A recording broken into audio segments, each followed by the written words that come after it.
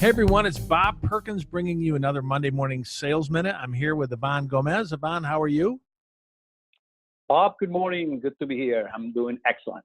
Well, Ivan is on week number 3 of his mini series. In fact, I'm wearing the same aa-isp shirt as I did last 2 Mondays, but I have washed it. I see you have your chapter pullover on, correct? Absolutely, the official one. The official one. Ivan is the president of the aa-isp Washington, D.C. chapter. He's been doing that for many years, so we thank him for that.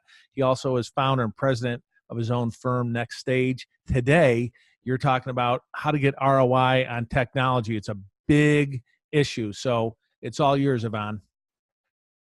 All right. Good morning, and good morning, everyone. So yeah, absolutely. I'm about to release a blog post on LinkedIn, and one of the things that I found as I go about, with clients, is the tremendous amount of the technology that they have for different things, and many of these individuals are asking for, hey, I need help, So the point is this, there's about 830 different technologies for all aspects of the sales cycle.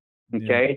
So how do you know what technology to select with? So let me provide a few tips. Number one is, begin by doing an assessment of the areas that you need improvement with. And one of the things that I do, I'm going to do a little plugin for Lucidchart. I actually use Lucidchart to map and diagram the entire process, whether it's a lead flow process, sales process, handout process, and being able to pinpoint areas where you actually need improvement, and that is the area that you're going to need technology with. Okay, so one of them is the areas could be in technology for engagement. How do you engage the client? The second one, technology to address performance. Okay, and the other one will be technology for analytics. And you can actually select, those areas, but there's many, many more areas. Once you do that and you select the areas that you need to improve. You need to do 3 things. Either improve, increase or decrease, or mitigate risk.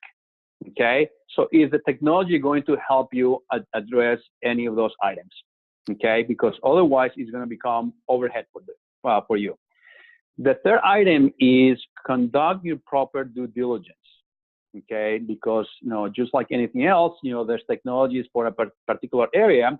For example, for technology engagement, there's different players in that space. Right. Okay, right. So you do the due diligence, which one will be more appropriate. And finally, create a technology acquisition document and include in that document the change management process, and work very closely with your vendor to ensure that the customer success team of that vendor is helping you with technology adoption. Adoption is key. If you don't get adoption, it's just going to become shelfware, whether you have it, so anyways, it's going to become shelfware. This is great. I really like, and I was taking some notes. I really like these 3 areas to watch out for: engagement, performance, right, and analytics. And you said the litmus test is, will it improve any of these areas, or will it eliminate some risk? But if you're going to get a tool, it better be improving something. Is that